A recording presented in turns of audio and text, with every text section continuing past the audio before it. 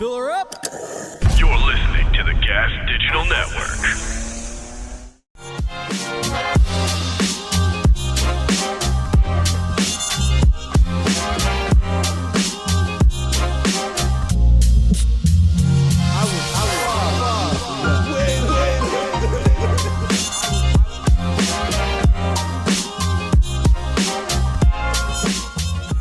All right, bring us in, Big G. Ladies and gentlemen, we're back. Back. Future You's favorite podcast, Slick and Thick. To my right, an absolute legend, should need no introduction, just was on Barstool Sports, Candice Horbacz, also known, a.k.a., formerly known as Eva Lovia, now in the past, in the rear view, here to talk about the absolute debauchery that happened over at that Barstool boot camp over there. And through the wonders of technology, we have the ghost of the once great Mickey Gall coming in. This dude right there, you can't tell because, you know, you've met him, so you know, but he actually is 6'3", 200 pounds. Every single one of them is a problem. This dude is the CEO of the RNC. He is the tamer of punks, the master of sages, the cutest man to ever be in the cage. The first person to outwork him has not existed yet. He is the future champ, the one, the only, the UFC's Mickey Gall. How you doing, Mick? I'm doing well. Unfortunately, I can't be there. Candice has a restraining order against me, so I have to be I have to be doing this virtually. So, hi guys. Yeah. Sorry about everything. Sorry about everything, Candice. We'll talk about it later. Yeah. She's like, is Mickey, where's Mickey? I'm like, he's zooming in. She's like, oh, you know what's weird? I have something to do today. I have to go wash my hair. I have to go wash my hair. I'm so sorry. Yeah. It's all good and gravy. So, Candice, let's get right into it. You just were on Glennie Ball's show on Barstool Sports. How did that go for you? So, Glennie's a doll. I love Glennie. We did the OnlyFans podcast, and I thought it was going to be, great. Everyone's going to be supportive, fun, happy, just like light Barstool audience. And we got into some of the questions like regarding my children. And I was like, okay, like we'll go there. That's totally fine because I've done it before in other podcasts. Slick and Thick specifically, but yeah. I'm like very, very open about my personal life. And I go in the comment section and it is just horrific. Yeah. Like absolutely horrific. And it wasn't just like one person. It was almost like a dog pile. I was getting it from Twitter and Instagram. And I even hate saying it out loud, but people were like, oh, your kids are going to kill themselves when they're older and it's your fault. The fuck? Yeah. Like just evil shit. And then that sucked. And I'm like going through and I don't know. I just like was like waiting for someone to kind of white knight for me a little bit, like like kind of how you did. And I know like that has a bad rap now, but know everyone that is a good thing to stand up for your friends and for people.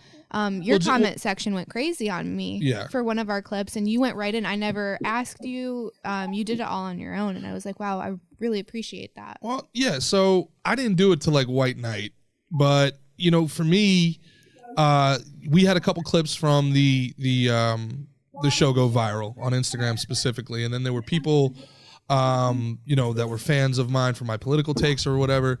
And what I didn't like was that they were making these statements about you as a person off of that 40-second clip. And my whole point was, if you won't go back and watch the full show, watch the podcast, because we gave you decent pushback. I mean, one of the things, listen, you're obviously one of the most beautiful people on earth. You're gorgeous. You have this massive career. Millions of people follow you. You knew what you were getting yourself into. What I loved about our first show together, and Mickey and I drove from Wilmington to Florida talking about it afterwards, was like, dude, she's a smart girl. Like every time we tried to press you on something, you had an answer for it. You were well thought out.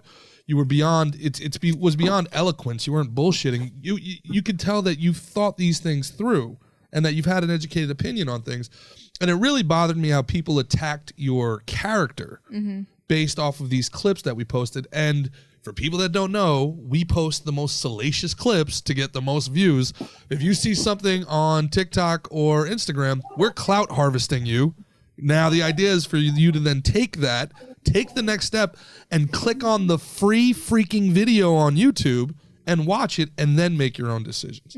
So what I really didn't like was people were attacking your entire life based off of a 45-second clip, you know, like our advertising essentially. So it was a shorter form podcast than I'm used to doing, and it kind of moved a little bit quickly. And again, it's supposed to be light. It's Barstool. It's not supposed to get super heavy. That's just not their thing. So he kind of asked the question, like, how are you going to tell your kids or like approach that in general? And my response was pretty much like, well, he was like, are you ready? And I said, absolutely not. And when the day comes, I hope I'm as ready as I can be. And part of that is age appropriate introduction into like, this is what mom used to do, right? And then that the most important thing is I'm there when that real aha moment happens, that I'm like the first person there, and it's not some asshole kid showing him something on his phone, which is probably inevitable.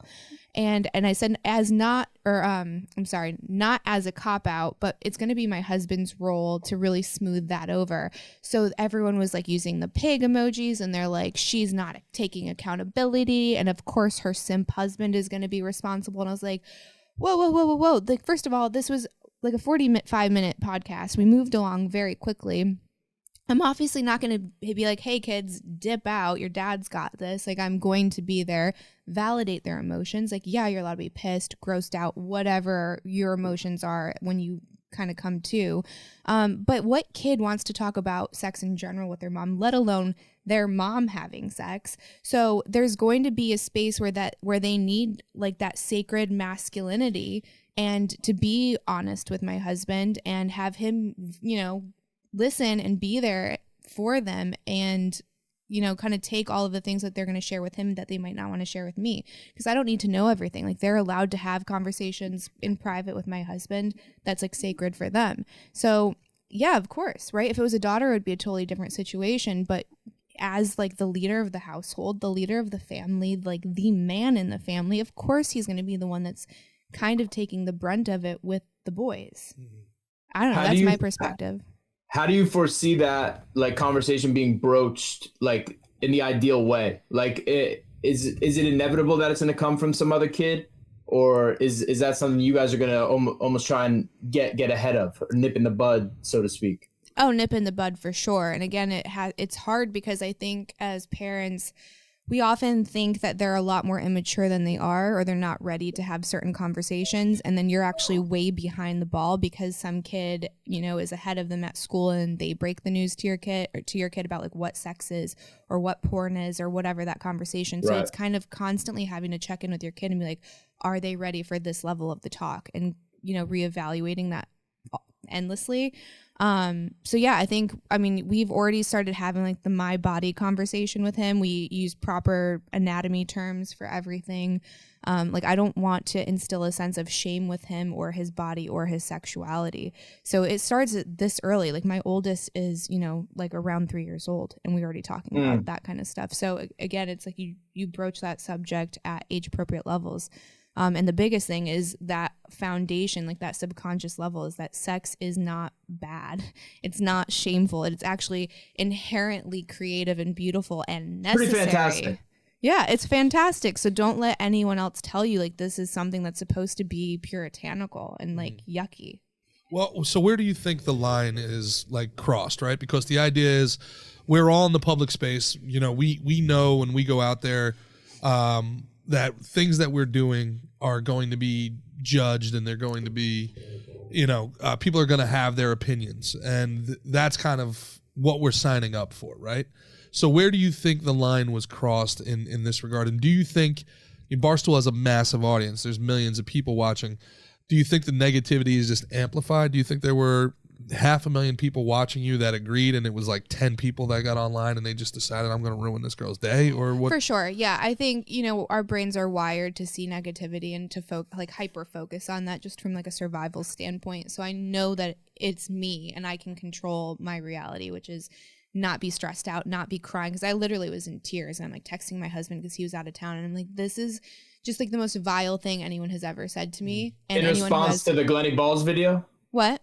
In response to the Glenny Balls video? Yeah. So there was like several people that had mentioned my child like in the future committing suicide and it being my fault, which is, again, like I get sick.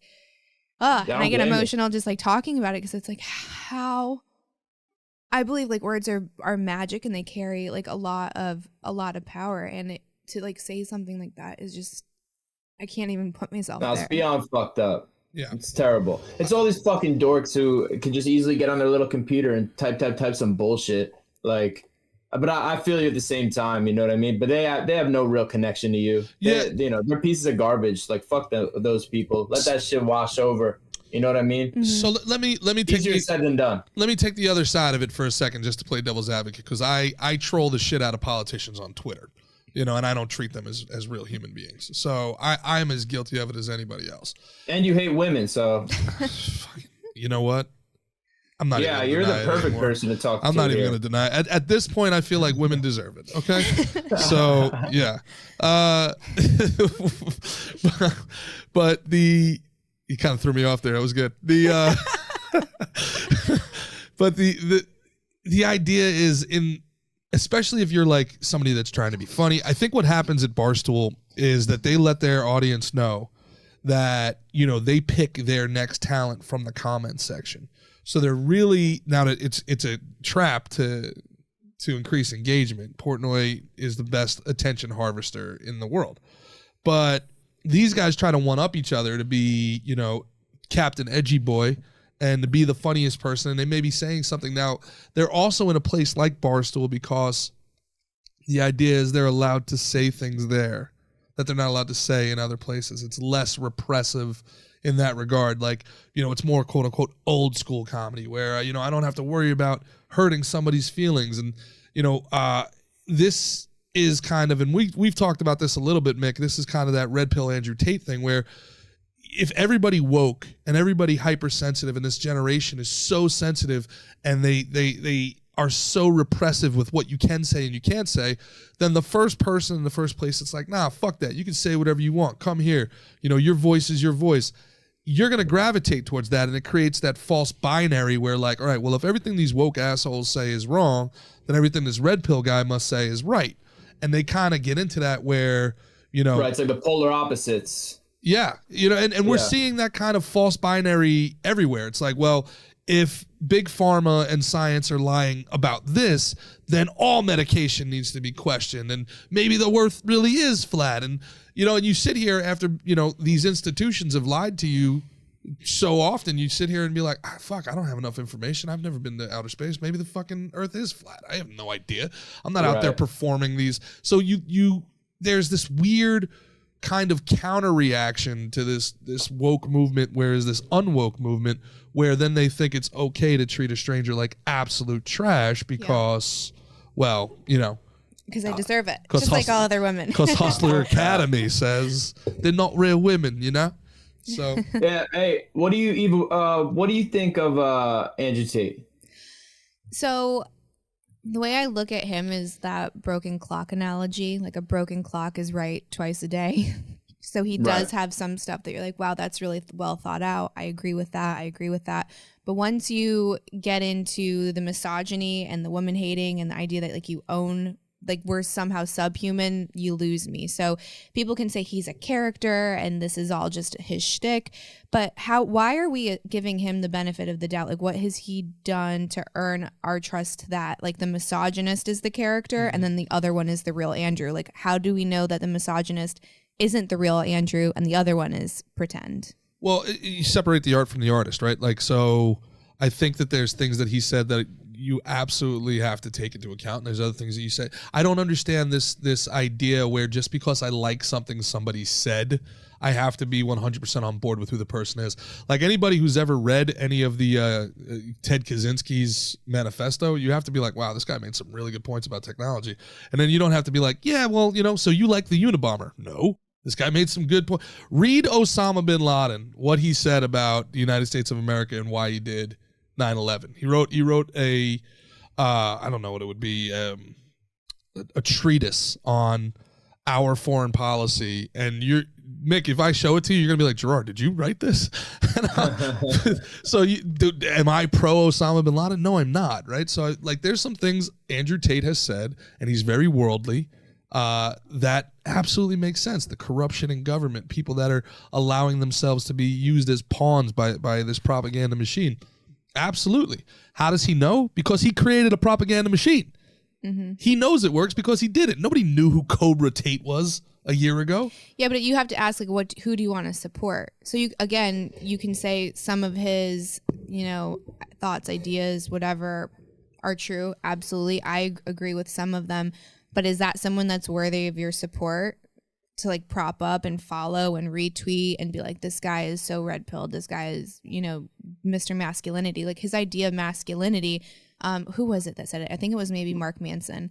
And he's like, Andrew Tate's idea of masculinity is like a 12-year-old boy's idea of masculinity. It's like hot girls, tons of money, and fast cars. Like none of that's masculine at all. Do you not, Mick? Do you agree? Do you think hot girls, fast cars, and tons of money is a bad thing for a man? I didn't say it was a bad thing.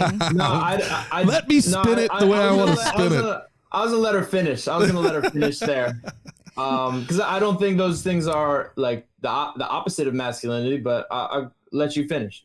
Well, so then actually Ben Shapiro did like a little rebuttal to this, and he was like, masculinity traditionally is supporting your woman, protecting your woman, providing for her, rearing up children, being a member of your community. Those things are inherently masculine, right? Being a leader and protective, not how much can I throw around in a club and how jealous can I make people. Like that's bogus. I don't know. I agree with that. No, that's true. I don't have any arguments with that. But I think what happens, and again, not to defend Andrew Tate or whatever, I think there were so few people telling young men who were ambitious and who, you took a Jordan Peterson. He took a Jordan Peterson message and slapped a leather jacket on it and, sat on a Harley, basically, is what he did. He takes this, take control of yourself. You take control of your destiny. It's okay to work. It's okay to be ambitious. It's okay to be aggressive and be able to control that aggression. And I think that there's been enough times where Andrew Tate has broken character that you can tell what he's doing is intentionally inflammatory, right? And if he wasn't intentionally inflammatory, but don't you would we be talking about him at all? But don't you have a responsibility, especially when your platform is so big? So when you're saying things that children are consuming, and you're like, women are property, right? Let me show you how to create an OnlyFans pyramid and lock these bitches out if they don't behave. I own a girl, so she has to give me her profit. Like you're teaching young boys that that's okay. I don't know. I think that's unacceptable. Sure. I mean, this is the kind of like, there's this false binary where you have to say, everything this guy does is bad. I use the example all the time. Like, hey, I don't want OJ dating my sister, but great running back. Like, I wouldn't hire Michael Jackson as a babysitter, but damn, that motherfucker can sing. Like, right, but are you gonna subscribe? And like, again, so it's like, who do you support? And I don't know. Like, I feel like there's a lot of masculine role models out there that are great. Like Aubrey Marcus is probably one of my favorite examples because he's physically fit, he's strong. I'm pretty sure he used to be a fighter, right? And now, oh no. No, I don't know why. He was involved with fighters with like On It and stuff. He like sponsored a lot of fighters. Oh, but he didn't actually fight. Yeah, not that. Okay. Yeah. Either way, like he's obviously like, you look at him and you're like, that's a masculine dude, right? He's like focuses on his body and his strength, but he's also working on his mind and his spirituality, and he's not afraid to cry. Like he is, for me, a shining example of what a masculine man is, right? It's in touch with all aspects of masculinity, and everyone has feminine energy too, like right when he's showing his emotions and he's being vulnerable. That's very powerful, that's strong, that's a great example, but we don't prop him up because he's not inflammatory. That speaks more towards like our media dynamic and like what gets attention. That goes back to what I was saying. I mean, Andrew Tate probably was saying he was probably having the political discourse and the opinions that he still has to this day 10 years ago. He had these beliefs, but when he was just, geeky little Andrew kickboxing with a weird half British accent, nobody cared. Then all of a sudden he puts on the Prada shades and becomes Cobra Tate and, fuck women and get money and I got 18 cars, and all of a sudden people are like, wow, look at this guy, I should listen to him. So I don't know. I mean, it's kind of that it's kind of that double standard of, the thing that makes you who you are, the thing that made you notable, is also the cross that you have to bear, right? And there's so many people out there that are choosing that methodology, right? Where you could say it was easy street, whatever it is. He said, there's definitely a vein I can exploit here. There's something that I can do. There's a place for these, I hate the term incel or whatever, but there's a place for these people who are not being spoken for. They're not being represented. They're never seen in the media. Somebody has to talk for them and to them. And he slipped right in there. I almost feel like these guys are, they're very vulnerable, man. This is a very vulnerable group of people who are just desperately looking for some sort of validation about their life. And circling back to the reason we're talking about it, they're trying to get validation from their group by going after you. But I bet you they're also just desperate to get you to notice them. Desperate to get the pretty successful girl to be like, wow, you hurt me. Like, because in their mind, they could never, ever get you. They could never have a conversation with you. You'd be unapproachable. And they almost would internalize that as, if I tried to talk to her, she'd hurt me. So I might as well hurt her first. I'm going to say some horrible shit to her on the internet. And the bad thing about it is they did get your attention. Normally it's not something I spend attention on, but I'm like, I can't let this go under the radar. Like, this is so out of bounds and nothing short of evil. And it's like, I don't know. I was just hoping that it would maybe inspire other people, if you see something, to like stand up for people. And like if you see bad behavior, you call it out. That's a masculine trait right there, is seeing bad behavior and calling it out and not being scared to be the only one, like the only one standing up in a crowd full of just like zombies. Do you know what I mean? So totally. Again, it goes to like that protector energy. So yeah, I don't know. I was like, maybe I'll make like a tiny ripple, because I reached out to a couple other girlfriends of mine that are formerly in the industry and have children. And they're like, oh, yep, just another Tuesday. That happens to me all the time. I'm like, that's not okay. It's just simply not okay. No, there's no reason for you to have to deal with that. There's no reason. You didn't do anything other than accept an invitation to come on a show. And we're going to sit there and pretend that I'm somehow a failure as a mother because of my previous career. But the person that comes after me online, a total stranger, and says like these really violent things, like their parents weren't a failure. Clearly your parents failed you. If you think that that's acceptable behavior and that doesn't make you feel sick to even type that out, your parents failed you. Mm-hmm.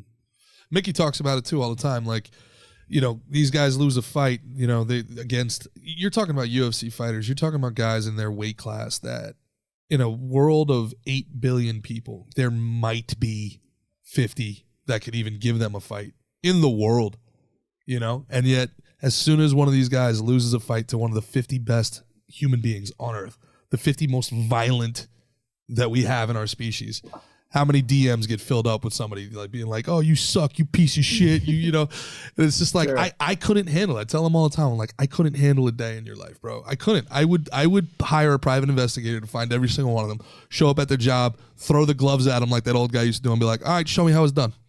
How we doing? Yeah, right. Let's go. Teach me. Yeah, I like to teach me, master. I like to look on like those profiles when they message me and like see if they like drop the location. Like, oh, are you in Jersey right now? You know what I mean? Like, let's see if I can roll up to you at work. Yeah. What's happening? Like, tell me, what were you saying? What was that you were saying? Yeah. Hello, hello, sir. Welcome to Enterprise. Yeah. Oh, is this you? Yeah. Hey, John. Yeah. Want to have a little combo? That's real nice. Yeah. Yeah. Yeah. I caught some shit the last time we were on the podcast. I was told I didn't defend MMA fighters enough when you were drawing similarities between porn and MMA. Well, I would say, remember we talked about that? Yeah. What was their feedback? They were like, oh, it's such a difference. Like, one is like you have to like train for years, this and that. I was like, yeah, like I get there's obviously a difference. Like there's a winner and a loser. There's a this and a that. But like the points you made are pretty similar. We were both using our bodies. You know what I mean? We both have to, or as Gerard liked to say, we both have to take and give poundings. I didn't think it was so bad, but like I think the theme is that they're gonna have shit to say no matter what. Mm-hmm. And as worthless as it could be, it's like I always talk about like people's perceptions are like it's crazy that they get stuck in our face through these comments that we have to read them because they're really none of our business. You know what I mean? Like everyone's gonna have a different perception of you, from your mother to your father to your brother, sister, Gerard. Everyone's got a unique, different perception. So it's like I really can't put stock into any of these fucking dorks on their little like Twitter fingers telling me what they're talking about, you know. And it took me a little while to get there, kind of too. And I'm sure you get that little bit of poison and it makes you a little stronger from it, and you're able to kind of be like, all right, like yeah, you're just like a stupid sad person.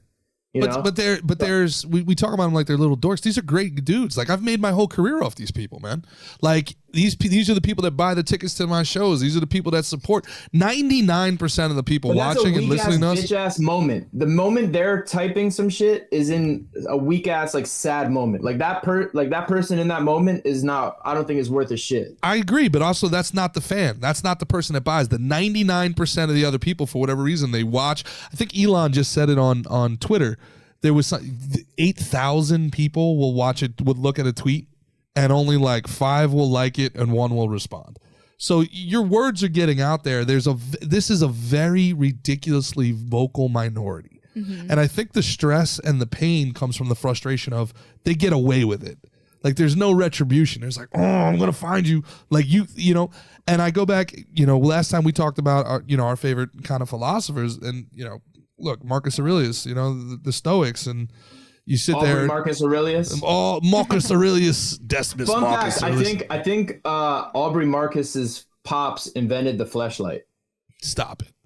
I'm pretty sure I think he like came up with like a lot of money, and like his dad had a lot of money and was the inventor of the fleshlight. I met the guy that invented it, and it's definitely not his dad. It wasn't his dad. Yeah, no. I'm pretty sure his dad's deceased. He might have owned the company or something.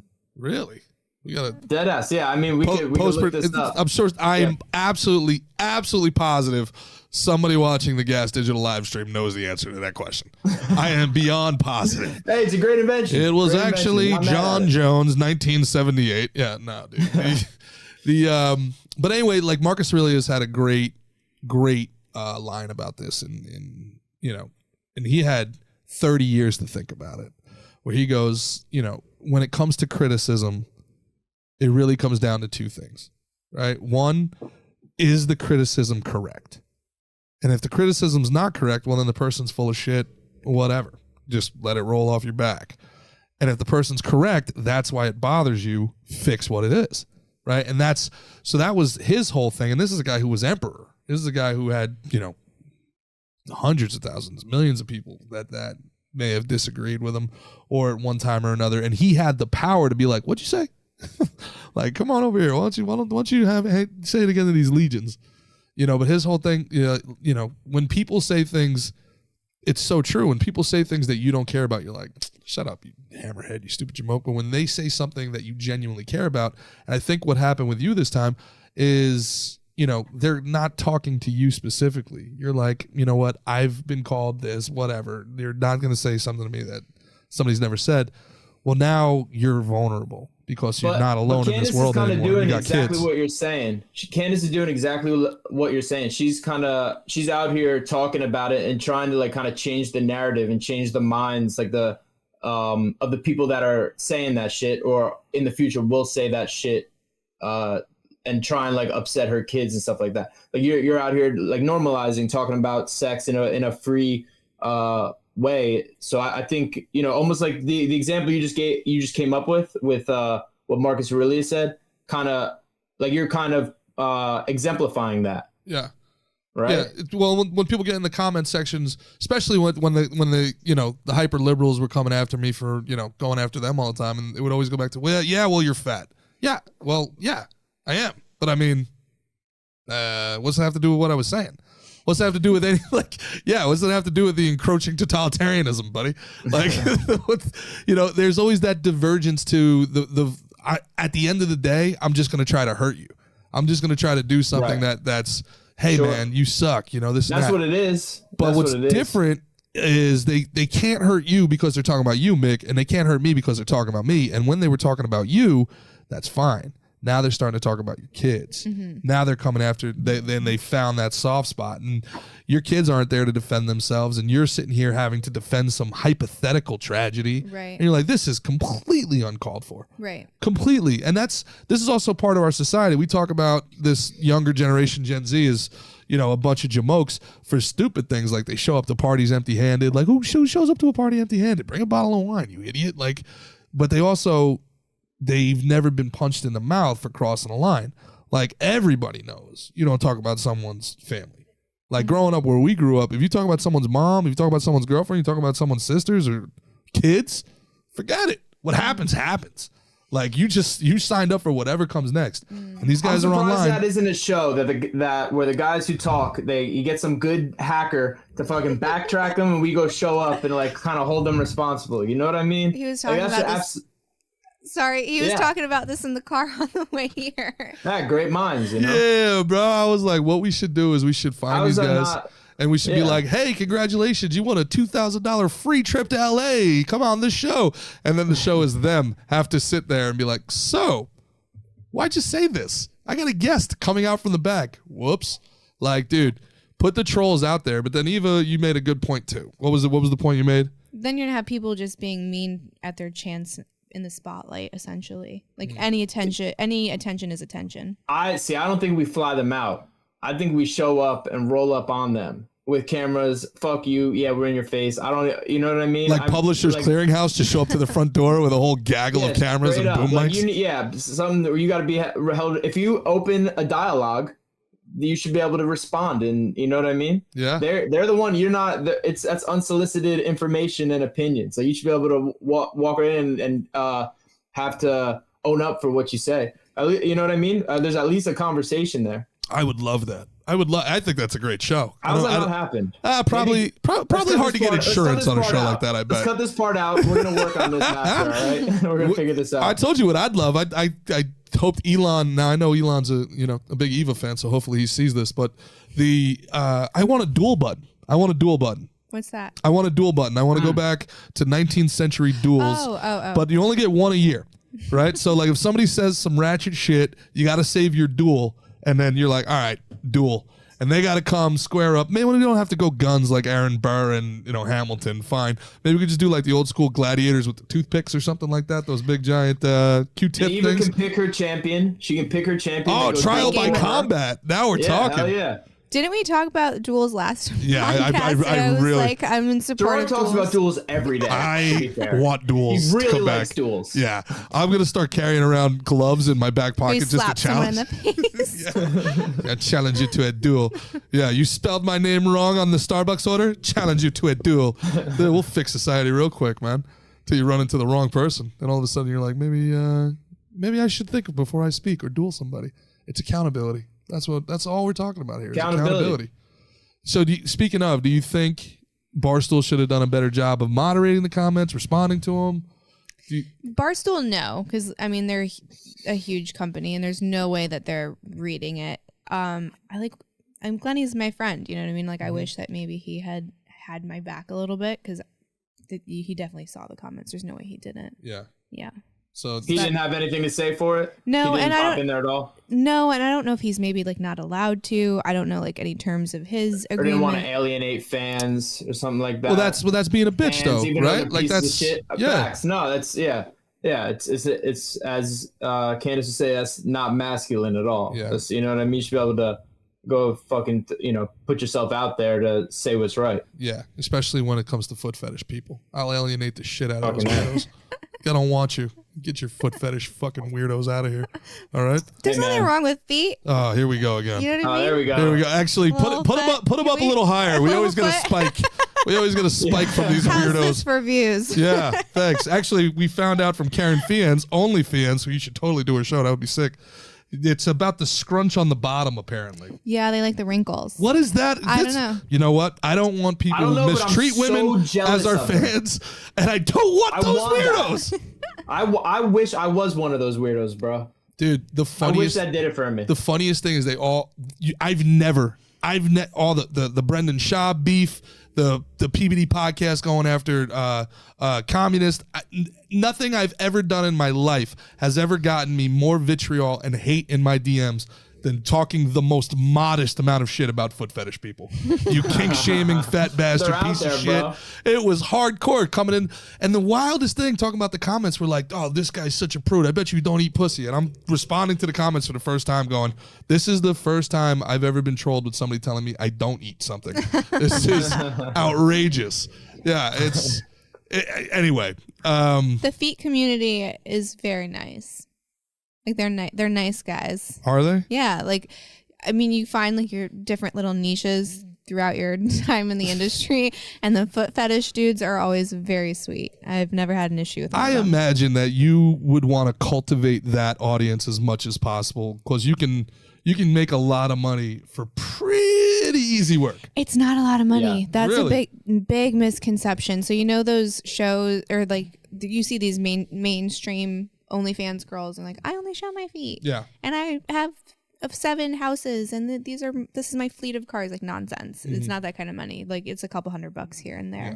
Well, they show their feet to then become the escort that gets $5,000 a night. There you go. So, the foot is the advertising. They skipped a little step there. Yeah. Right. They didn't mention exactly. Yeah. But if they had signed on the Hustlers Academy, they'd have known that was step 5. Hey, I gotta say, Andrew Tate's grown on me. Ugh. Really? Yeah, I like at first I didn't like him at all. Like when I first heard him talk, I was like, "Fuck this dude!" Like he's being like inflammatory to be inflammatory. Like it's got to be a joke, Yeah. right? But I think the more I've heard him talk, the more where I'm like, okay, like he's got some thought. He's some thought through points. He's not just like running his mouth like about like just like totally bullshitting. I mean, I'm sure there's plenty of stuff that I do disagree with, but the rape I don't mostly. I don't think he's the Like the human trafficking, maybe. I don't. Is that real? Yeah, totally. There's videos of him admitting to it. What do you mean? So human trafficking is like a very broad charge, and they do that intentionally. And there's probably a million different reasons, but essentially, if you're paying somebody to cross a border and then paying them for a sex act, that is trafficking. That's a trafficking. Like state borders? What? Like state borders too? State borders too, yeah. So like if you hire a girl who lives in Brooklyn to come work at your strip club in Jersey, you're a human trafficker? That's not, so that's stripping. That's not a sex act. So like masturbating on camera, that's a sex act. Oh wow. Yeah. And what about scrunching your feet? No, I think that's above board. That's But above board? he's admitted to finding like these women that were vulnerable, flying them in, having them make content, telling people through at Hustlers University how to lock these women out of their accounts. That he's hustling them, and he's taking like 80% because he's saying, oh well, I have to pay the taxes and you're just like a dumb broad and broads don't know finances. That's trafficking all day. Now, is it as horrible as like drugging someone, stealing them, and locking them up in a basement? Obviously, there's different degrees. Okay, so he's really going down. Like he's broken some laws. He's broken laws for sure, because again, there's like videos of him admitting these things. Now, whether or not that government, he's in Romania, he's probably gonna be able to buy his way out for sure. Exactly. Yeah, but they got him.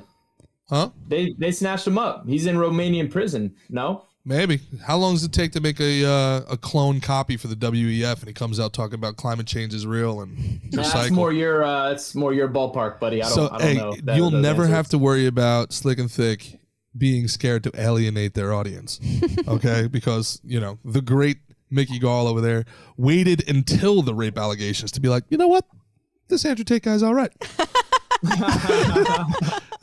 Wait, so it's rape too? Huh? Rape too? It's hard. Yeah, I think so. But it's allegations. There's so, allegations, but that's like a hard thing to prove. Yeah, there's 1 or 2 girls that I think made that claim, but that's not enough to say guilty. Yeah, that's true. And we all know bitches lie. If he's raping, we should kill him. This is hard to make fun. This is hard to make jokes. This is my job to kind of make jokes here. This is a tough one. This is a toughie. Those don't usually keep land powering well. through, G. Keep What powering happened? through, buddy. You Just got power. this. You own an agency now, right? I do. So you you have very strong feelings about this industry. You have you know firsthand what the fallout can be and the impact it's had on your life. Is there any sort of moral hazard? Do you have any trepidation in still, you know, kind of monetizing, you know, this industry in a different way? So I would never take on a creator that doesn't already have an account that's not already somewhat established. Like, I'm not actively recruiting people because that is such a big decision to make that I want no part of that. I want zero responsibility or ties to that decision. If you've already made that decision for yourself, then I want to provide a place that is going to help you thrive in like the most safe environment possible. It is a very predatory industry. For example, one of our newest models, like very big account, like top 0.0 whatever % creator, very, very big account. She's young. She's just turned 21. She's been doing this for 2 years. She was with an agency for those first 2 years. I don't know if they got her in or if she was already established. I don't know like the genesis of that, but they had her in one of the worst contracts I've ever seen. They basically were like, we own all of your social media accounts. We own your OnlyFans account. We are going to take 60% of the content. You're not allowed to do anything without our permission, change your hair, lose or gain weight. Like basically they owned her and there was nothing for it. Like she was lucky to get 40% if that's what she was actually getting paid. And she's like, I don't know what to do because they're saying if I leave, they're going to delete everything. And I was like, we've got ways to recreate verified accounts. We'll get your numbers back where they need to be. You will not lose your OnlyFans account. We know people there and they are absolutely not going to let some man steal your account. They're not going to do it. So we reached out to some people on the back end, proved that it was her trying to get her account back, locked this agency out. We don't do contracts. I don't believe in contracts. I don't own any part of you, your brand or anything. We're like simply here to help boost you up. And the minute that you want to leave, we will like get all of your assets together, help that transfer be super easy. Like it's a very model centric. So we got her account.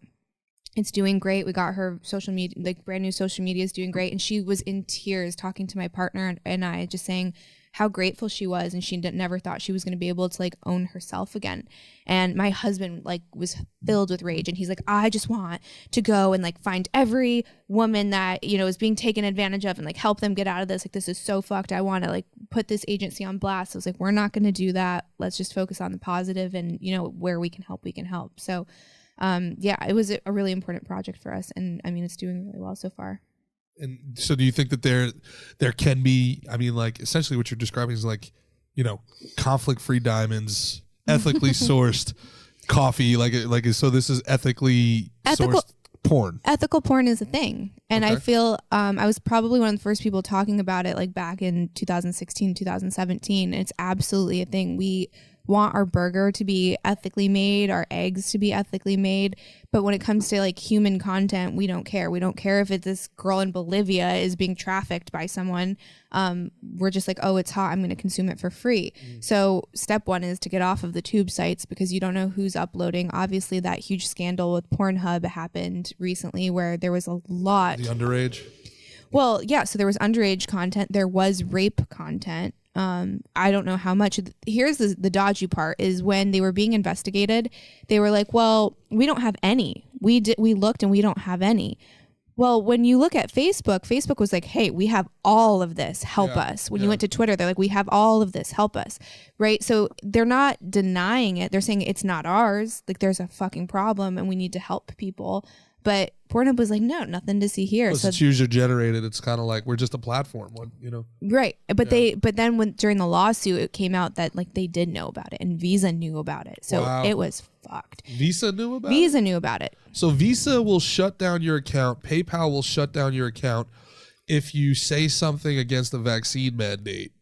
But if you're trafficking in kiddie porn, they will still child abuse material. Wow. So, and I'm going to like put a little asterisk. It was either Visa or MasterCard. I don't know if you can like fact check and maybe find like the lawsuit, but it was in there. So they tried to actually get pulled off of the lawsuit. And Canada was like, no, you're also part of this now because we have a paper trail. Get off of the tube sites. Step one, I think platforms like OnlyFans are great if you're going to the creator, right? Like you're not going to like a production house. So find a creator that you like and support them that way.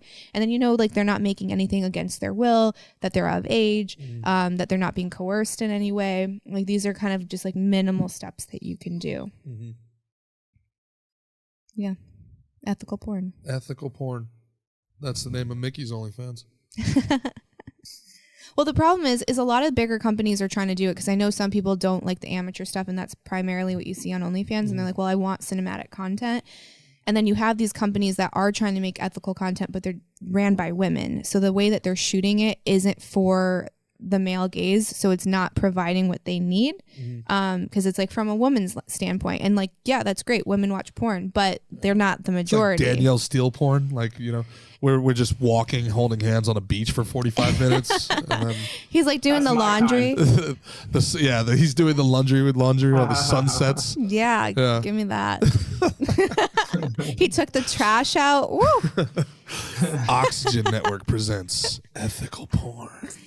Yeah. So we need some dudes, again, stand up and do the right thing. We need some dudes that are like, we're going to make some hot, adult content, but it's going to be above board. The creators are going to have ownership over the content at some level, royalties, have intimacy coaches on set, have paywalls. Like it's pretty fucking easy to do it the right way. Intimacy coach? So with mainstream movies, when you have a sex scene, you have an intimacy coach there. So they're there to make sure everyone feels comfortable, everything's consensual, that no one is being harassed on set, and no boundaries are being crossed. Got it. A liability check. Well, it's important because sometimes on sets, especially with porn, like you might be the only female on set, and that can be super intimidating. So I think like the fact that mainstream has it and they're not actually having sex, and then porn where you're actually having sex and it's way more vulnerable, you don't have that. Like, how's that a thing? That doesn't make sense. Yeah. The issue becomes, I think, like, well, I don't know. It's how you hire any third party for anything else, right? Like you have, what do you call it? The health board that comes into restaurants. That's third party. I think a health board should probably be on a porn set. That would make a lot of sense. Well, they got crazy with that, so they suggested that, and then they wanted OSHA to be on every set, and then their rules were that they wanted like basically a hazmat suit with goggles anytime there was a bodily fluid exchange. And like, well, that's the whole thing. Like, what do you mean? Then there was no porn. Then you end up kind of like Japan where everything's anime and blurred out because you can't do it. Interesting. Now, do you now, one of the things that interests me is like your personal philosophy seems to be in contradiction sometimes to industry philosophy, right? So like you take a guy like Jordan Peterson, some of these other, I guess, more conservative thinking, or he's not really, I don't know how to describe it. Traditionalist, I guess, would be better. He's a self-appointed conservative now. Is he? Republican, he came out. Well, the traditionalist who says don't consume porn. Porn shouldn't be made. Like, what do you say to them in that regard? I think if you use porn as a pejorative or make a blanket statement that it's all bad, that you're not being honest, or you're intentionally being deceitful, or you're ignorant. It's one of the two. Erotica has existed since humans have existed. It's fundamentally important to our existence, right? Like there is a huge creative energy that comes from that. So there is porn that is art, that is erotica, and then there's porn that's violent and really has no place anywhere, in my opinion. So you can't really compare the two and what say they're both the same. Erotica? What's the definition of erotica? So erotica to me, and I think it's going to depend on who you ask, to me it's like this higher vibration. Like it's something that turns you on, that turns your partner on. Like you're not going to have a visceral response when you're consuming it, whether it's like a novel or a movie or just auditory. I think there's more of that artistic element to it. It's like focusing on pleasure, where when you get into like more of like the hardcore violent porn, that's not about pleasure. That's more about pain and how much you can humiliate somebody. And I think that that's very different. So that's just for sick people. There's no healthy place for it. So yeah, when you say like don't consume it at all, I'm like, well, there's so many different flavors of it, so you can't just blanketly say that.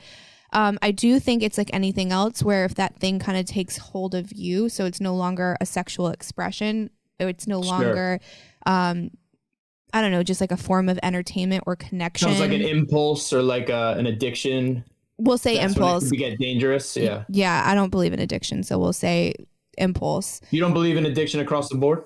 Well, oh man, we could get into that. Go. I would say most things are not an actual like addiction based off of the definition. More of it is, You're talking like chemical dependency. right, that obviously exists for sure in some things, but we're talking about porn or sex or gambling, like, even cigarettes for a lot of people, or marijuana. Like I think that's more of a psychological thing, and I think that has again to do with like delayed gratification, impulse control, procrastination, and some issues. So yeah, I'm derailed. Where were we going? Well, I was interested in when you said that you didn't believe in addiction. Yeah, before that. I feel like that is almost like almost like a psychological.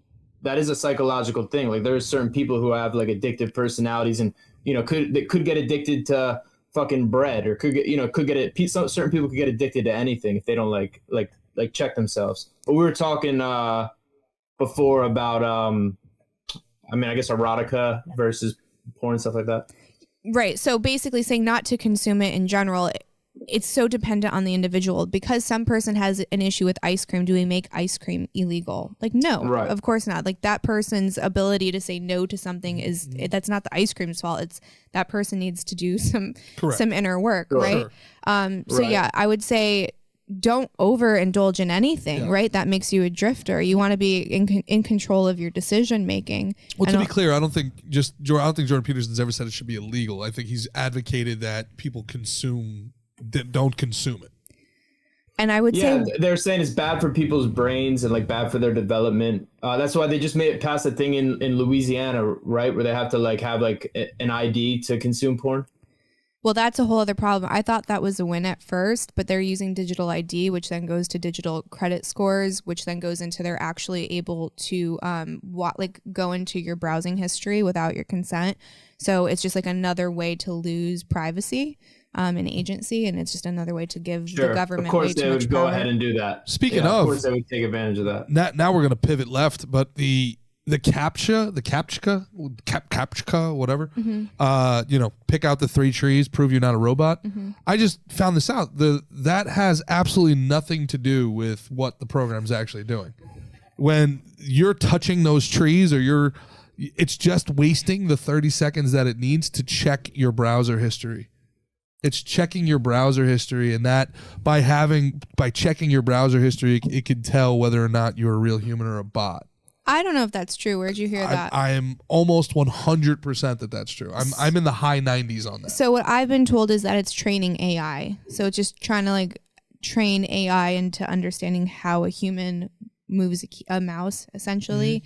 Mm-hmm. So it's more of like a tool, and then also like how a human depicts those photos, right? Like how do you mess up what a stare is, so that the computer can learn. Let me check.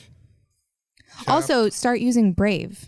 What's Brave? Brave? A browser. It's like the safest browser you can use. CAPTCHA, is that how you say it? Mm-hmm. CAPTCHA browser.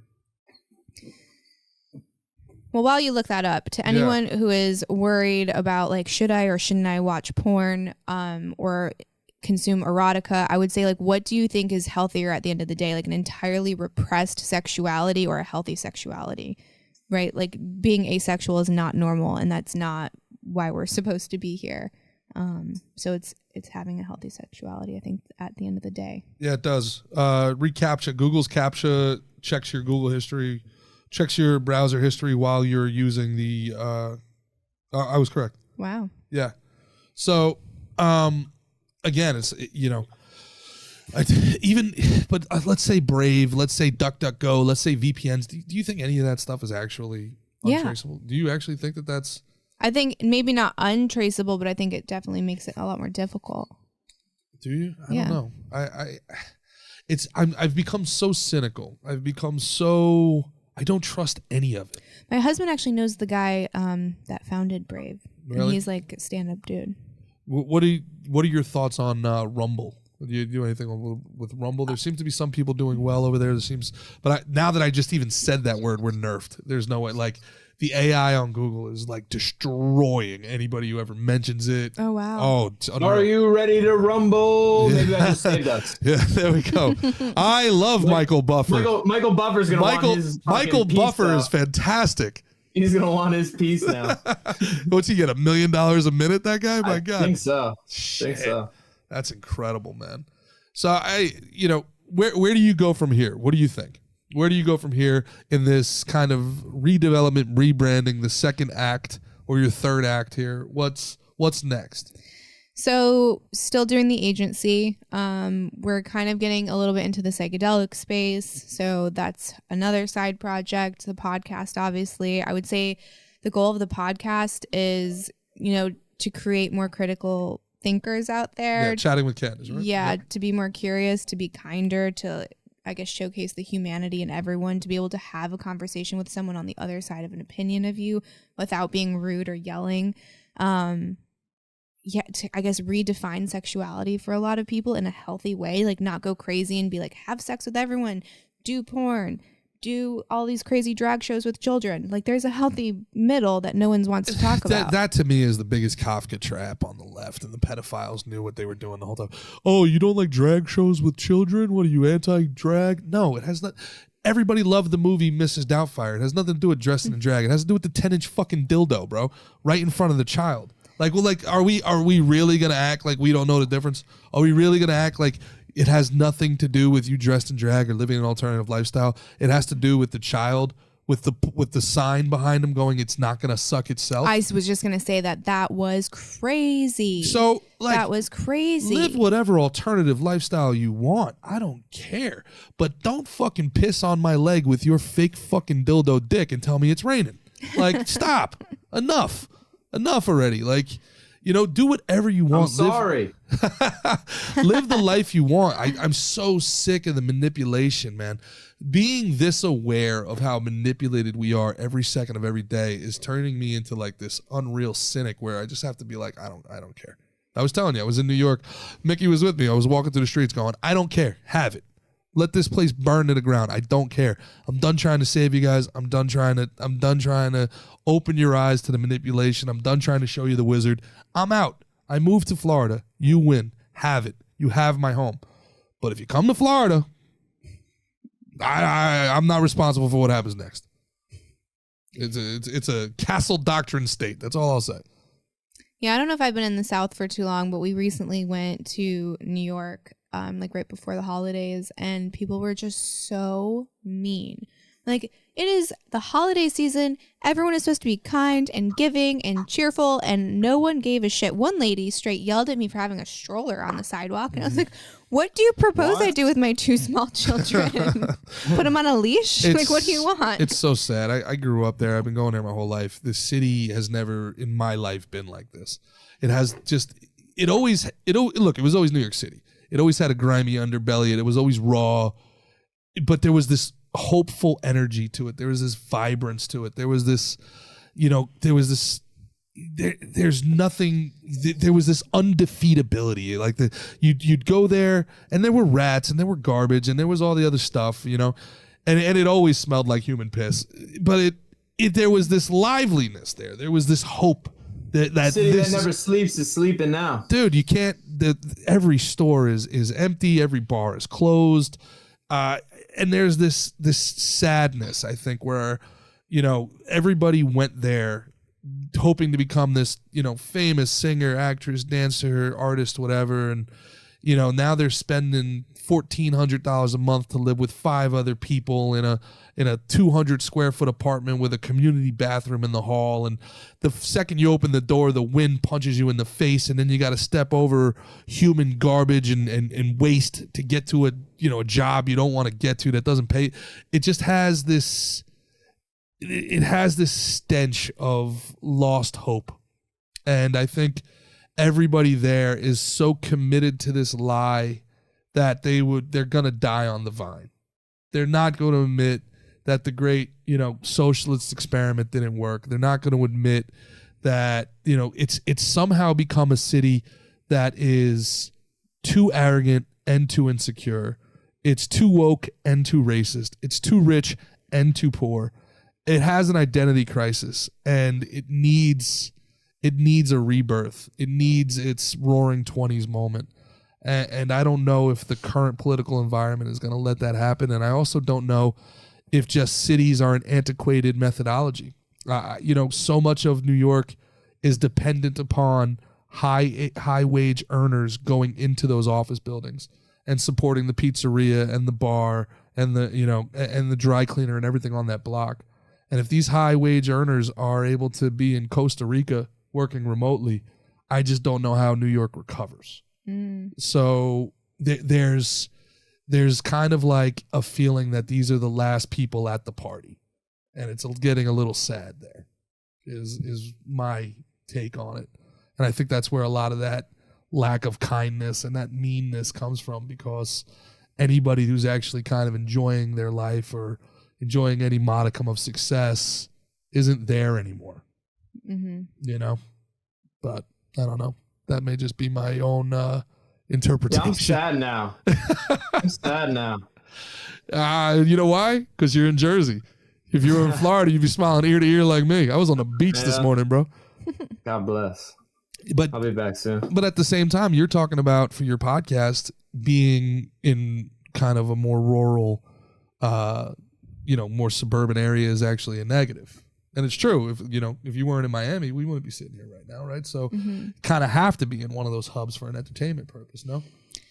Right now, yeah. Like I was saying earlier, getting guests to come in person is really tricky because they want to go to either LA, New York, Miami, or Austin. Anything outside of that's going to be really tricky unless you're a huge podcast and they're like, well, that opportunity is worth like 2 days of travel and not there yet. So getting them to come to North Carolina, they're like, let's just do a Zoom. I'm like, it's not the same. It's not the same. Tell me about it. Yeah. It's the ghost of Mickey G. Let me in. He's in purgatory. Yeah, can't even smell the coffee, man. It's what would be one that you would travel for? I think like what Timcast is in Ohio. I would travel for Timcast. I'm a Timcast simp. I don't know if there's any others that I would actually literally travel for. You travel for Rogan. Austin, but I would be able to do 5 or 6 while I was there, and I'd be able to do shows. Oh, okay, I see what you're saying. Outside the main cities. Yeah, I'd be able to, like, if shoot, the dude wanted us to go to Canada last year, was willing to pay us pretty good money, and I'm like, I don't know, man. Canada, it's so cold. Yeah, like it is. I don't know. It's tough. I think everything made people kind of lazy because now that everyone's using technology so much and they're using the Zoom feature. So they're like, well, if I can just Zoom, then why do I have to? Because they don't understand the difference. Like they're like, the connection is fine. I've got a great mic. I've got headphones, a good camera, whatever. And it's like, it's not about that. There's this energy exchange that happens when you're in person that's not the same as when you're just connected over a laptop. It's not even close. And also, listen, I've been crying and whining about this for 2 years, or actually really this last year. I've been bitching and moaning about it as loud as I can. Travel's so expensive and so cumbersome now. Like when doing comedy, they stole, and I consider it stole. They stole $20,000 at least from me because we had to leave a day earlier. There was at one point American Airlines was shooting 1 for 5.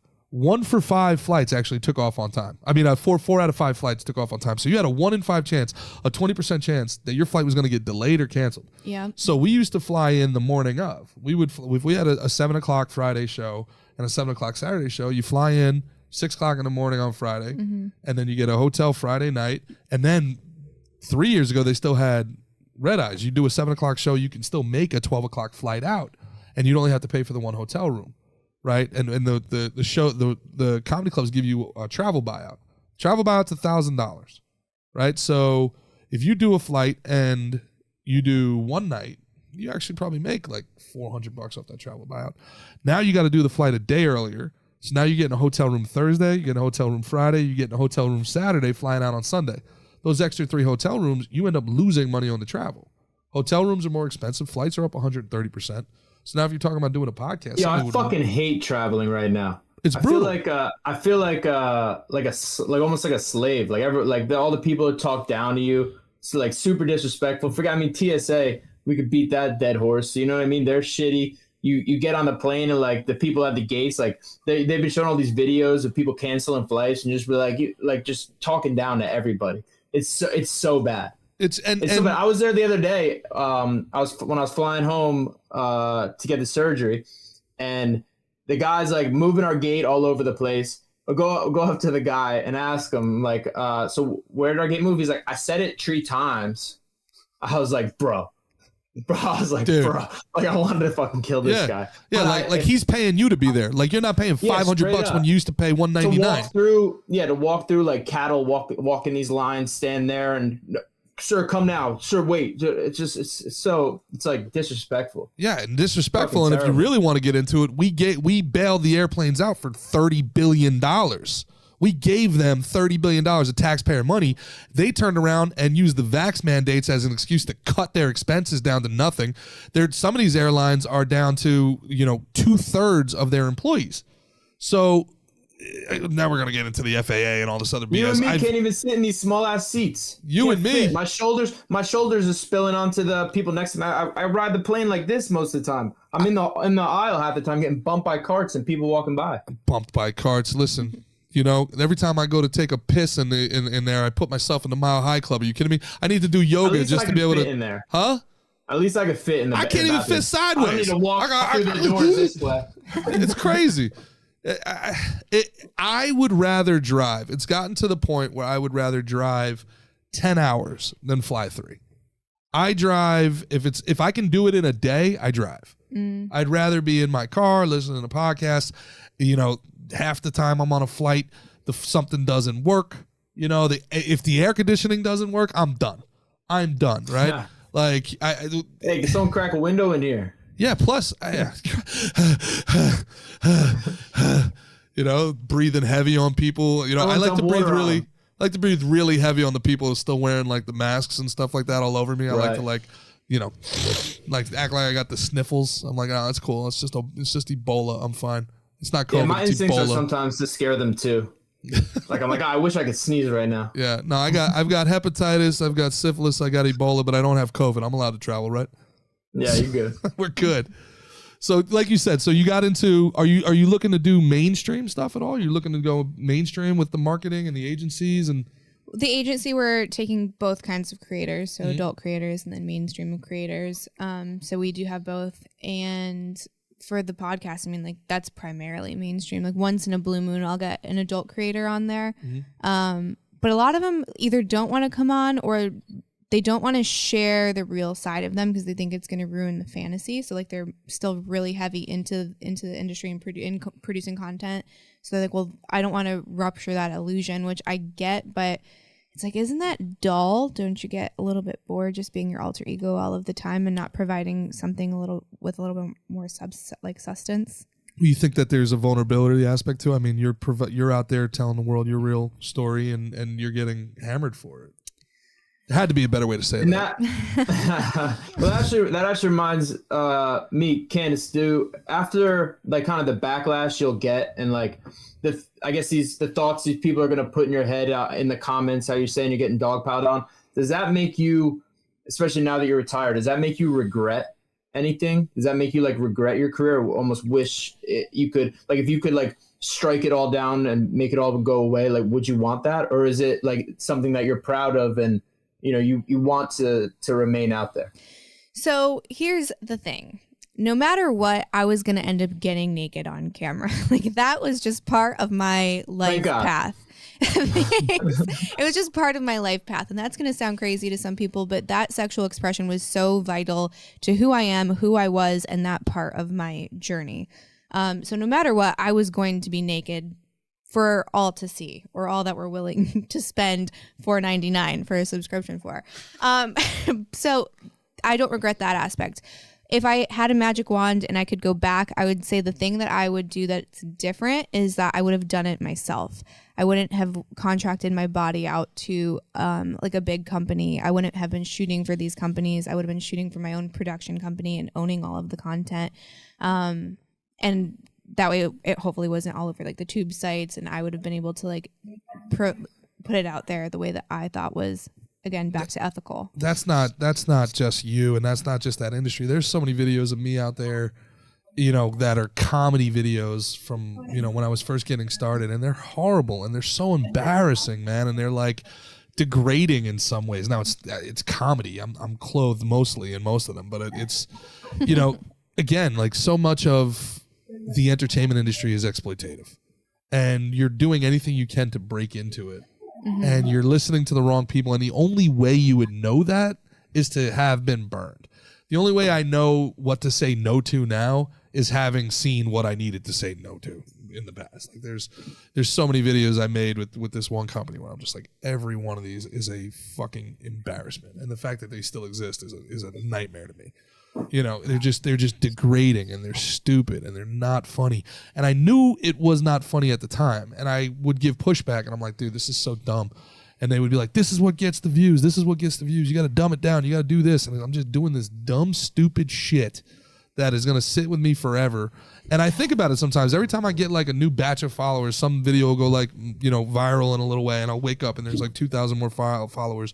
I sit there and I go, oh, fuck, I hope they don't find those early. You're like, damn, people saw that. Yeah. Fuck. Yeah. I think that's important, though, is to show your vulnerability and how everyone sucks when you first start anything. That's just part of the process. So I think it's an honest This guy was example. one fight into his fight career when he got fucking UFC. So sure, but maybe like if he were to have documented all of his training, like he didn't step onto the mat a black belt. Like that's not how it works. Like you're gonna get your ass kicked, and that's with anything. So I think you're just being honest. You're like, if you look at my first episodes of my podcast, sucked. If you watch some of my first videos that I've made, sucked. Like you could just tell I don't know what I'm doing. I haven't channeled like that sex goddess that I was trying to create. Like all of this is a process. So I think that you're doing the people coming up behind you a favor and saying, I don't have to be perfect from the jump, right? This is a slow process. I'm not embarrassed of any of that content, where for me, it comes down to like ownership and then knowing your worth. So when you work for these big companies, they're like, you're worth $300. And you're like, okay, they said I'm worth $300. This isn't a true story for me. It's just an example. So you let some people like cap you, right? And then you start something like your own production company, and you start making content that you own on like a third party platform. And all of a sudden you're making like 6-7 figures, and you're like, holy shit, I've been lied to this whole time. yeah, well, yeah. I haven't had that happen yet, but yeah, I'll take your word for that. Shit, I should let you buy that LaCroix. Yeah, right. I'm happy. As far as comedians are concerned, I'm big money bags over here. We're doing good. I can pretty much afford my bills. That's nuts. That's a win. That's a win, man. That's a win. That's a huge win. Yeah, I don't have to live with 16 other people in a flat. Now, what I do hate is the vacationing and poverty. There's become this thing in New York, specifically New York comedy, and I'm pretty sure it's LA comedy too, where the only people that get booked are like these people that have these tragic stories of somehow overcoming the odds. And it's like, you know, there was one guy, I'm not going to name his name, but he's going to become very popular now. And it's like, he was sleeping on a couch in Brooklyn while he was plying his craft. And it's like, yeah, it's because he comes from a multi-million-dollar family, you know, and he could go back home whenever he wanted to. He literally vacationed in poverty to add to his backstory here. Like, we're not gonna say his name, and no, I'll flame him eventually, but not now. It was planned. Like he like set it up. Like he made himself look broke because he knew it was a good story. And he's not atypical. Oh, weird. No, I didn't know that was a thing. A lot of people are. A lot of people have to, you know, feign poverty to somehow become like accepted in that cliquey community. Yeah, sure. People can be embarrassed by their money. You know what I mean? Like I know people who grew up with money and are like kind of embarrassed by it.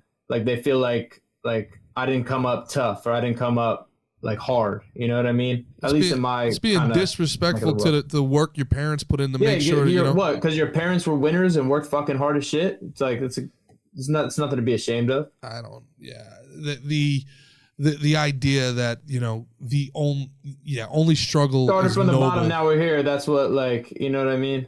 that's like more celebrated. Yeah, the guy who sang that song was a fucking child star raised by a producer and hyper successful singer mother, right?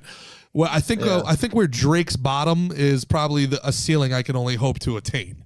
So, like, you know, started from the bottom, now we're here.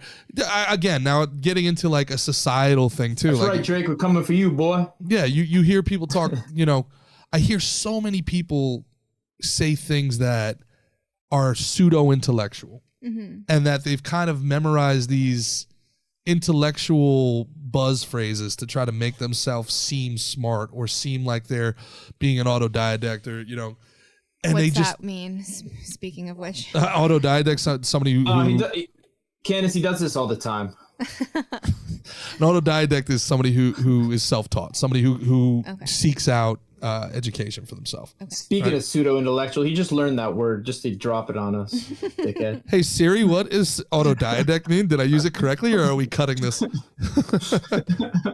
Yeah, dude. I'll just fuck with you. So, you know, again, like LeBron, when the whole social justice thing was everywhere, and I'm hearing LeBron lecture the world about privilege, and I'm like, dude, you were born 6'8". You're faster than anybody. You jump higher than anybody. You have won the genetic lottery in a way perhaps no human being has ever won it before. You have been a millionaire since you were 15 years old for playing ball in hole. All right? Like, some would call that privilege. Yeah. Some would call that winning the genetic lottery, right? This idea of, you know, the like, and I know we you know, getting kind of off topic here, but this original sin, you know, having to prove yourself as one of the angels and not one of the demons is so phony to me. It's so inauthentic. again, blame the woman. Blame the woman? How? We ate the fucking apple. You ate the apple? Right? Like history blame, like that's where it starts. Yeah, but I think that Adam and Eva. Yeah. Adam and Eva. Yeah. That was 10,000 years ago. You know, I don't know. You think it's females that are to blame for this? No, I was being sarcastic. You know what I mean? Like we're. Oh no, we're let's always, blame the women. we're Tell me how we can blame the women, Duh, please. she was being sarcastic, dude. No, I want to dive deep into. Yeah. No, so there's this book. It's called "Ethical Porn for Dicks," written by Dr. Lay, and he goes. Come on. Come on. I know. Come on. I know. Come on. He's living his purpose. Dr. Lay was a man? Yeah, he's a man. He wrote the book. I actually had him on the podcast. This is like a bit from Austin Powers. Are you kidding me? He goes back and it's like kind of like the history of shame and especially blaming women and when it comes to sexuality. And he said that when was it? When the Post was invented, there was an uproar because they were like, oh no, what if the women start writing their lovers? It's going to be the end of the family. And you're like, what are you talking about? This hysteria is insane. The bicycle came out and there was hysteria for that. It was going to turn women into raging lesbians. So, I mean, some of it is ridiculous, but some of it's historically true. And you're like, why are we getting the short end of the stick? Like, we're sexual creatures too. We're allowed to experience pleasure. So this fear around sexuality is just nonsense. So like, if you look through the history of time and how we've looked at sexuality and what we've tolerated and now what we say is art, that's changed. So you see these beautiful stone carvings, right? When you go over to Italy, most of them are missing their penis. Do you want to know why? Because first it was okay. Then the church said it was vulgar, so they had to go around and chop all the dicks off of these statues because now that was okay. And now we go there and we see these ancient pieces of art and we're like, man, it's a shame that someone defiled that. Yeah. So I don't think that that's any different to erotica now today. I heard they made all the dicks on those statues really small so it wouldn't take away from like the art. Because if like, they gave them like a, never see a statue with like a big old hog because everyone would just be looking at that the whole time. Why are those small? Is that small? Are we considering that small? No, dude. I didn't know that ancient. Come on, Rome, David. He took out Goliath. He had to have a bigger piece than that. Bro. David, yeah. Imagine they make a statue out of you, and they're like, Mick, we got this dope statue. We just don't want to take away from. You're the gonna art, love this No, statue. take away from the art. Take away from the art. Take away. And then they put the leaf over the top. When did the leaf come in? Was that? I don't know. The leaf? I'm imagining these 300-pound these 300-pound Romans with purple hair and Warby Parkers going around chipping off dicks all day. Those guys were 300 pounds. They were 5 foot. 5 foot max. A bunch of 5 foot Guidos in flip flops take over the whole world. Amazing. Yeah. We are in an era of overreaction and overcorrection. There's no doubt about that. I mean, so you're in a situation where you, at both at the same time, you were ostracized from the industry in the beginning for not being woke enough, and now you're getting grilled by the red pills on the other side. Mm-hmm. So I mean, this is your burn the witch moment. Oh yeah, I have like a permanent red A tattooed on my face, and no camp wants me, and that's fine. Like, to me, that's just showing that I'm a free thinking individual. I'm not going into anybody's camp, and like, that is my authenticity. Is I agree with some ideas over here, I agree with some ideas over here, and I think both of you are fucked in so many other ways, right? And all I can do is be myself, and if you love me, you love me. If you hate me, you hate me. That's not up to me. What solutions could you proffer for? Like, what solutions would you suggest here? In what way? To like be accepted and not treated like a piece of shit all the time? Well, yeah. Or like, you work now, you think of it from a management perspective for creators as well. What can be, do you insulate yourself? Do you just say, you know what, I can't read these comments? Do you overexpose yourself to it so you get numb to it? I'm going to read and respond to every comment. Like, what, how do we navigate this new technology as we're the very first of our species to ever have to deal with this? I think you have to use it like a tool. Don't let it use you. It's tough when you're trying to grow your brand to not read and respond to the comments, because you're trying to build that community, like that very loyal following for whatever future endeavors that you have. And throughout that process, you're going to see awful things. So I'm still trying to figure it out. I usually don't read the comments at all because of that. I think who you follow and like your media diet is so important. So follow people that are inspiring and motivating, not people that are making you feel like shit or jealous or envious or lesser than or aggravated.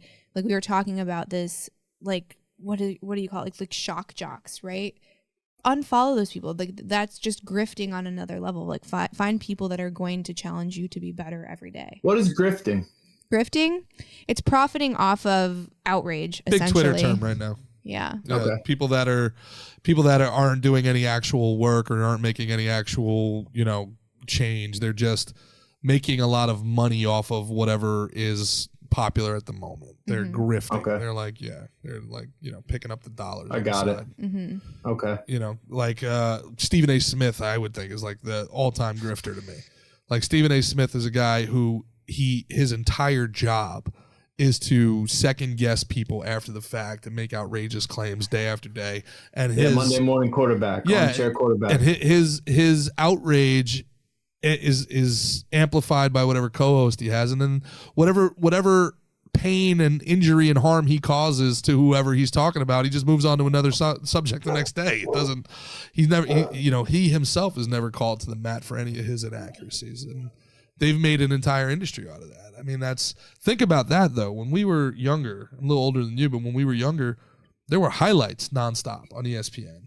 You know how long you've got to watch ESPN to find even one 5-second clip of a game? It's all outrage porn at all times. It's all, what's this person doing and what's that mean for society? Nonstop, over and over and over. And it's like, bro, it's a basketball game on Tuesday in Dallas. Who gives a shit? Like, at the end of the day, this stuff, I don't think this is sustainable long term. I don't think for the psyche this is sustainable. I think the beauty of sport was that it replaced that need, that competitive urge for men to war against one another. It let us get that out in a very healthy way. But now all of this pent up rage and anger there's no way to express it when it happens online like this. Right. And there's a lot of people, I'm frankly shocked with, everything that happened with whether you were on the right, the center, or whatever, all these people that were repressed and that were censored. And now we know with the Twitter files, it 100% happened. And the magnification of that censorship was coming from our government. I'm kind of shocked there wasn't that kind of bursting moment, that nobody bursted and did, some crazy shit. I think in retrospect, people really handled the last 2 years really well. It really did, especially the people that were censored. And now there's this idea of amnesty, or there's this idea of like, now I'm seeing on Twitter, you got to have sympathy for these people. They're getting sick. And I'm like, bro, these people were so bad to so many people for so long. They caused so much harm and destruction. They bullied the shit out of half of the population for 2 years. They threatened people. They took away their jobs. They took away their livelihoods. And now it's like, yeah, but I'm sick. It's like, I haven't even gotten an apology. So I think you want to try to transcend that, though. Oh, I'm too petty for that transformation. I'm way too petty. Amnesty, bro. Amnesty. Amnesty, bro. Amnesty. Sure. Bygones be bygones, you know? Sure.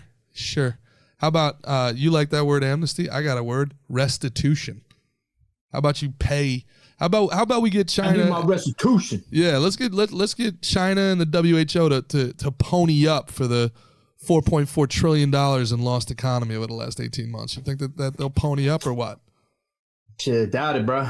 Doubt it, bruh. Doubt it. I don't know.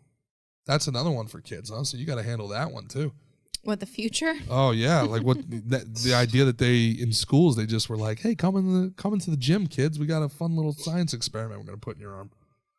Like that's tough. What do you mean? Oh, they tried doing some slick shit, and especially in New York where they vaccinated the kids and stuff without their parents' consent. Yeah, it was crazy, man. And listen, maybe that thing's a miracle. I don't know. Maybe that thing is the greatest thing ever. I don't know. I do know that they're lying to us about a lot of things. I do know that they've been caught lying. Yeah, what if your kid was allergic to something?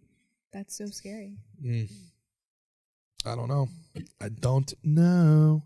But anyway. Don't worry. We're going to figure it out. We're going to save this world. We'll save it, baby. You save it one conversation at a time. Listen, if you guys are here and you're still here for this, you guys are the best. You guys got to subscribe. Come on, who would leave? Look at Candice over there. Who would leave this? Come on. Who would leave? Everyone's here. Everyone's here. Gorgeous. Yeah, that's why. That's why they're, it's the negging, right? Isn't that how you get hot chicks? You neg them? Isn't that what you do? Oh my gosh, no, that's so dated. Don't do that. You don't neg? Do you neg? Like be mean to them? You just got to go up and be like, you really think that you can pull off that color? No, that doesn't work. That's never worked. At least for me, that has never worked. I've had dudes do that, especially in public. Like they'll say something to try to piss you off. Yeah. Never worked. I'm like, bye. Really? Yeah. And then you just think about that guy's negative comment the rest of the night until you see him the next day. And you're like, do you really think I couldn't pull that color off? Yeah, I do. How dare you? I'm going to go burn my closet. That's it. This random guy didn't like what I wore. Burn it down. I don't know. What do you think, Mick? Is that the neg? Yeah, no, it's not the look. That's not the look? Move. That's not the move. Also, is that the type of female that you want? Is someone who's chasing you for validation? You don't want that. Yeah, someone who you're manipulating their psychological to like remember you because you said some shitty shit. Yeah. No, it's stupid. Yeah, think if that woman ends up being your wife, like, is that okay? Like, would you want someone talking to her that way? Yes or no? Then you don't do it. No, I don't know. I just got yelled at by Chaz. Gerard's whole game just changed right now. Yeah, thinking about it, rethinking everything. Yeah. Be a gentleman. Yeah. Shit. Ouch. Damn. No, I am a gentleman. What are you kidding me? Do you think I can pull off negging? I can't pull off negging. No. I did have some funny shit happen down here where there was we were out one night and there was a group of girls I went up to. I was like, hey, how you guys doing? Can I buy you a drink? And they immediately turned and were like, ew, you're gonna drug it? Oh my God. I was like, wow. Free drugs in this economy? Okay, guys. Quite a bargain you got there. You guys think I'm balling. I am balling. Wow. Yeah, no, I don't know, man. I think this is one of those situations where we're the first people in history that are dealing with this, with the Tinder world and, the nonstop, the ability to like never have to deal with a bad situation in a relationship and just bail, swipe right, bail, swipe right. It's almost too much. It's almost too much. There's too many options, especially down here in South Florida. It's outrageous. And it's impossible to find trust. You just can't trust somebody. So you just become cynical and assume the worst at all times. Oh, I hate that. That sounds horrible. Yeah. It's fine for the first couple of weeks. No, that's not a future I want to live in. No, were you always a relationship person before you got married? Yeah, You've always been a relationship person. Mm-hmm. Okay. Yeah. So again, that's counterintuitive to. I know. I'm an individual. What can I say? A paradox. Wrapped in an enigma. Walking paradox. Mm-hmm. I consider those things different. You know what I mean? Like sex with my husband is very different than any sex I've ever had for work. Mm-hmm. Yeah, they're not comparable. And you're able to compartmentalize the two easily. Mm-hmm. Yeah. What would you say to the people? Let's say one of those people who did say one of those horrible things was sitting here and you had the conversation with him. Would you want to fight him? Would you want to? I got this. Him? Fuck you, you little bitch. Yeah, what you gonna do now, I'm son? white knighting now. What's that? Hell yeah. He just said it's cool, so I'm in. You know what's funny? We'll have you like the gorilla, like behind the closed door, and there's just like a button, and then we'll just put the button on the table, and then nobody will acknowledge the button. Nobody will have any idea. You could try to talk to him, be nice to him, try to solicit a decent response, but at any time you want, you just press that button, the gorilla comes out the cage. Honestly, I think the thing that they probably need is a hug. You know what I mean? Dude, if they talk shit about you and what they get out of it is to go chest to chest with Eva Lovia, that is the worst of all disincentives. Kill them just on principle. Just on principle, you have to what you doing? Now they gotta go. No, bro, can't be. I mean, what would you actually say? What do you think? Would you try to psychoanalyze them? No. Would you try to get to the root of it? What? No, I mean, obviously that person's hurting, right? You don't express that kind of cruelty. Any cruelty that you send to someone else, you're probably 10 times worse to yourself inside your head. So that person's probably just seriously hurting on some level. It doesn't obviously excuse it because it's horrific, but that person needs love and connection. Like that's the only way you're going to fix it. And you would provide them with the love and connection? That's not my responsibility. That's what I'm saying. It's I don't. If I was face to face with them, I wouldn't be cruel to them because they were cruel to me. That's not how I try to operate. Mm-hmm. I don't know. I would probably say what you said was really devastating for me because what you did is you forced me to see a horrific future, right? It's not that's not going to happen. I pray to God that doesn't happen. But you put that in my psyche and that's horrible. There was a very real person on the other end of that device that you hit send on. And, I hope that you are a loving, lighter person that you don't want to do that again, Well, yeah, I mean, if you're doing that shit and you don't realize you're a loser, you got some waking up to do. Yeah, but the unfortunate thing is less is not learned in blood or soon forgotten. There's no disincentive for these people not to do it. And till we make our show. Till we make our show. Yeah. What was the old Ashton Kutcher one? Copyright. Yeah. We claim it. Claim dibs.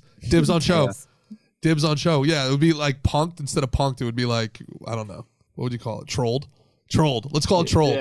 Yeah. We'll call up Super Jacket. We'll get this on MTV. What was the other one on MTV that was awesome? Bully Beatdown. Yeah. That's what we need. We need Bully Beatdown. Did you ever watch Bully Beatdown? No, I didn't. Because it's too petty for you and you're above it. You transcend that. Oh, so essentially it's you beating up a bully?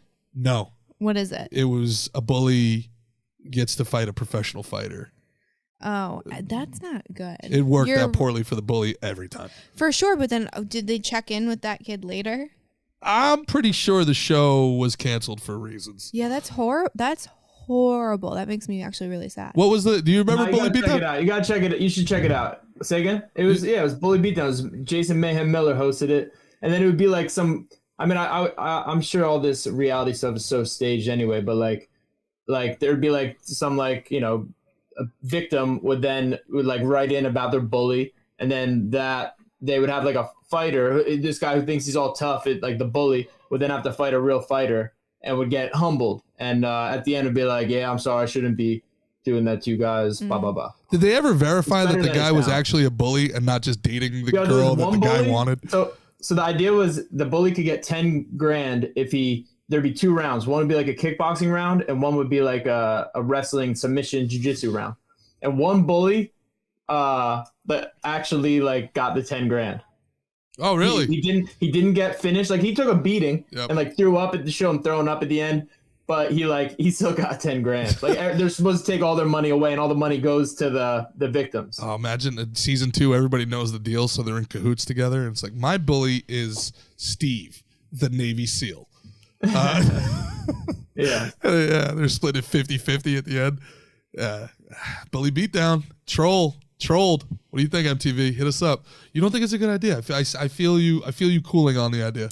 No, I just don't think that like responding with that same kind of energy is going to help anybody. I think someone has to be above it. Why is everybody so love and light these days? Can't we just have a little bit of pettiness? I think there's Can't we have a little retribution? I think there's a place for like that warrior ethos, absolutely. But I think if you're trying to really like heal future generations, especially if they're kids, I don't think that punching them in the face is going to teach them anything. No, young men though. I mean, have you ever been in a fight?